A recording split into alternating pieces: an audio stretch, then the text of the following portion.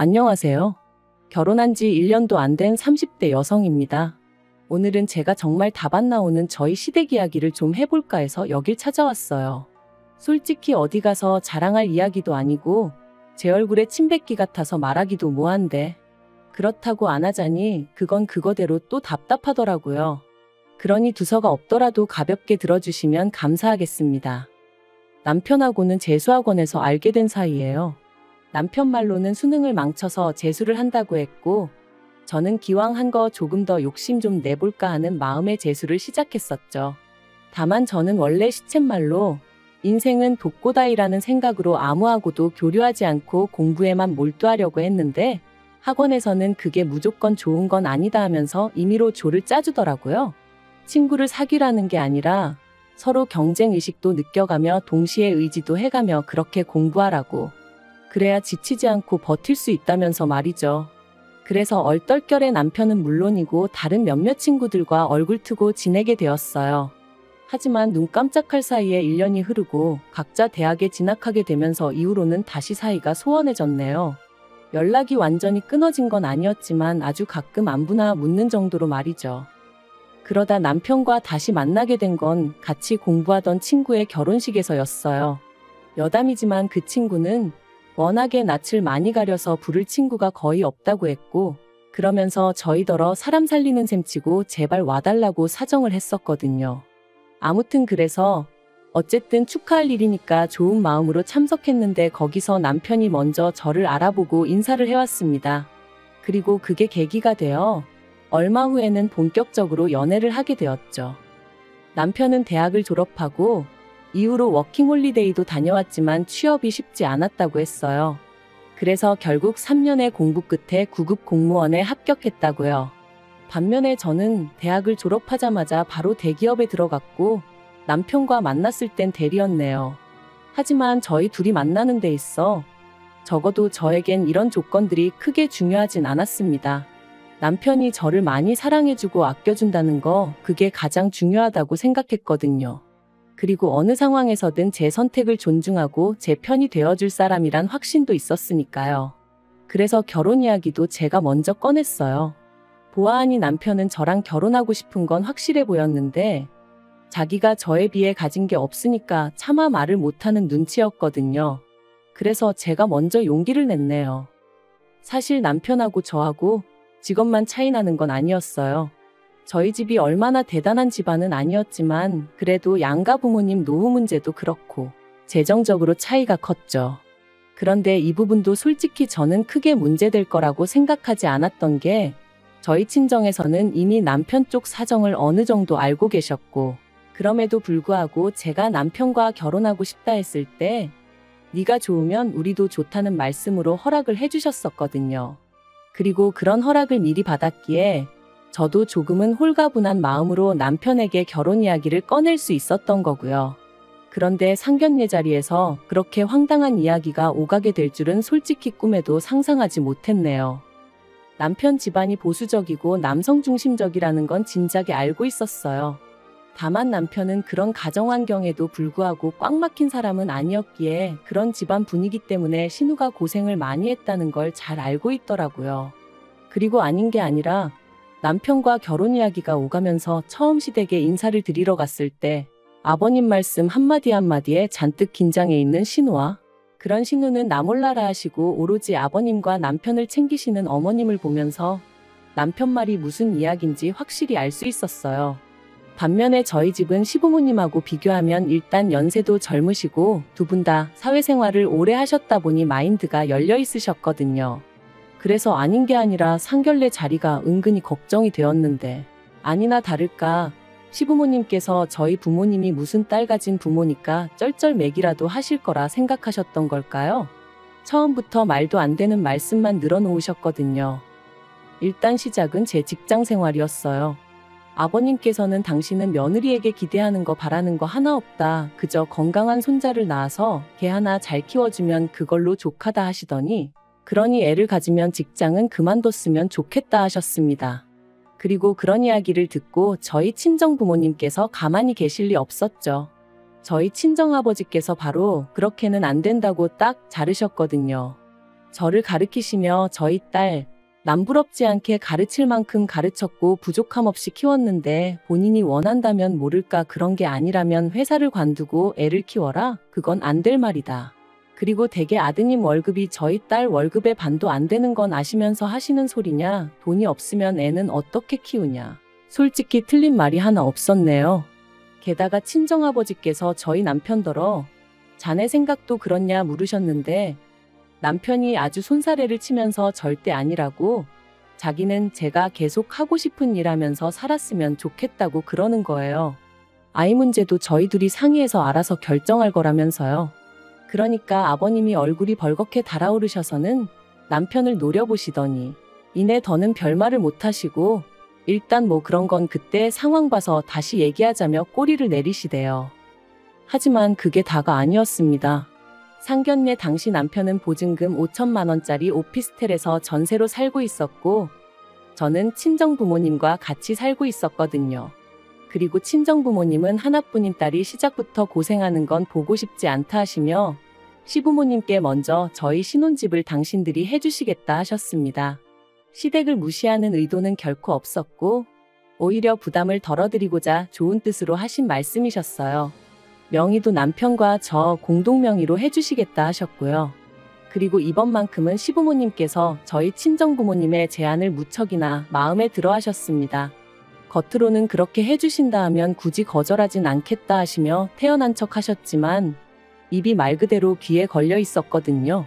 그런데 뒤이어 저희 친정어머니께서 대신 예단이나 예물 같은 쓸데없는 허례허식은 생략하자고 하자 시부모님의 안색이 싹 달라지대요. 특히나 어머님도 아닌 아버님께서 아무리 그래도 어떻게 예단을 생략하냐, 그건 경우가 아니라고 아주 강경하게 말씀하셨죠. 그리고는 덧붙이시길 그럴 것 같으면 집을 해오지 말랍니다. 남편이 살던 오피스텔에서 신혼살림을 시작하라고 그 대신 제가 해와야 하는 예단이나 혼수는 제대로 해오라면서 말해요. 솔직히 억지도 이런 억지가 어딨나 싶었어요.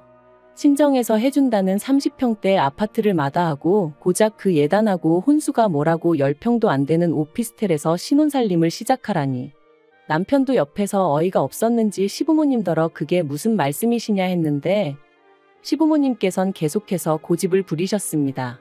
사람이 순리대로 살아야지 역행을 하려고 하면 안 된다는 말도 안 되는 말씀을 하시면서 말해요. 그런데 그때 저희 친정부모님께서 정뜻이 그러시다면 그렇게 하시라대요. 그리고는 그런데 이미 살고 있는 오피스텔이면 가정가구는 새로 필요한 게 거의 없지 않냐 하시니까 아버님께서 기다렸다는 듯이 대신에 시댁살림살이를 바꿔달라는 거예요. 냉장고랑 TV 같은 대형 가전들 말이죠. 듣는데 어찌나 황당하던지. 게다가 그게 끝이 아니었어요. 예단으로는 다른 건 필요 없고 현금으로 1,000만 원 가져오라고 하셨거든요. 정말이지 당시 저는 속으로 아무리 시부모님 되실 분들이라지만 저분들이 도대체 왜 저러시나 싶었다니까요. 남편도 얼굴이 새빨개져서는 집에서는 이런 얘기 없으셔놓고 왜 여기 와서 억지를 쓰시냐며 화를 냈고요. 그런데 이때도 저희 친정부모님은 흔쾌히 그렇게 하라셨습니다. 그 정도 조건이면 맞춰드리겠다면서 말이죠. 그러니까 시부모님도 더는 뭐 별 말씀 없으셨고 그렇게 상견례도 마무리가 되었습니다. 그리고 저희는 그렇게 부부의 연을 맺었어요. 시부모님이 바라시는 대로 남편 오피스텔에 신혼살림을 차렸고요. 그런데 이 일로 저희 남편은 저나 저희 친정부모님에게 큰 잘못을 했다고 생각했는지 자기가 중간에서 똑바로 역할을 못했다 하며 몇 번이나 사과를 해왔습니다. 물론 저희 친정부모님은 남편이 그럴 때마다 괜찮다 말씀하셨지만요. 그리고 남편도 뭔가 깨닫기라도 한 건지 하루는 더는 자기 부모님한테 끌려다니며 살지 않겠다고 하더라고요.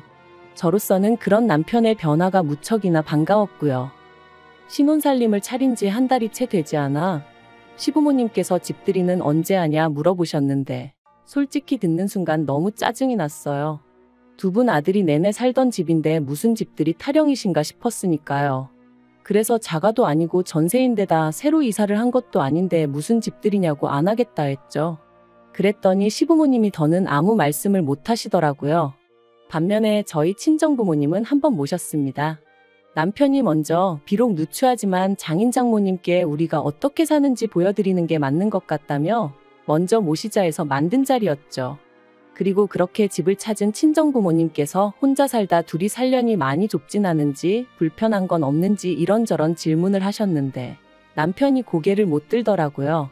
괜히 고생시키는 것 같아 미안하다, 죄송스럽다 하면서 말해요. 그런데 그때 친정부모님께서 남편에게 제안 하나를 하셨습니다.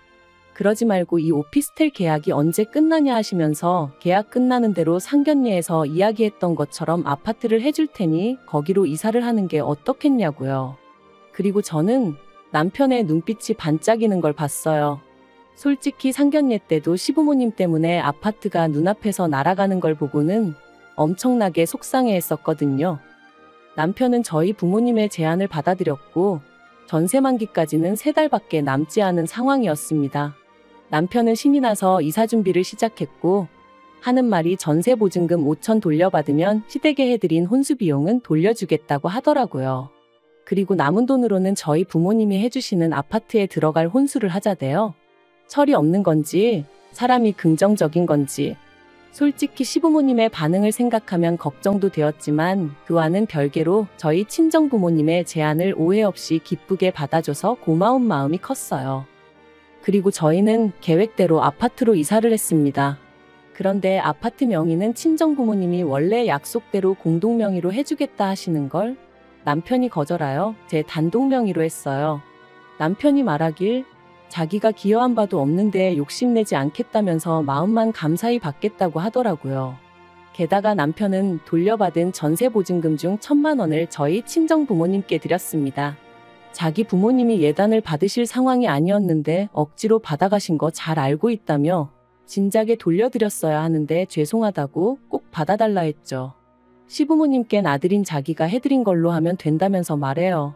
그리고 그런 남편의 설명에 저희 친정부모님도 처음엔 괜찮다 하셨지만 결국 받으셨습니다. 물론 저에게 다시 주시면서 비상금으로 가지고 있으라 하셨지만요. 그렇게 이사하고 짐 정리하고 하다 보니 어느새 일주일 정도 지나 있었고 그간 이런저런 핑계를 대가며 어떻게든 어머님이 오피스텔에 오시는 걸 막았었는데 언제까지 숨긴다고 숨겨질 일도 아니었기에 어떻게 말씀을 드려야 하나 걱정이 이만저만이 아니었어요. 그런데 방법을 찾기도 전에 결국 어머님이 연락도 없이 저희 오피스텔에 찾아가셨던 모양이 돼요. 어떻게 말도 없이 이사를 갈 수가 있냐며 시댁이 완전히 뒤집어졌습니다.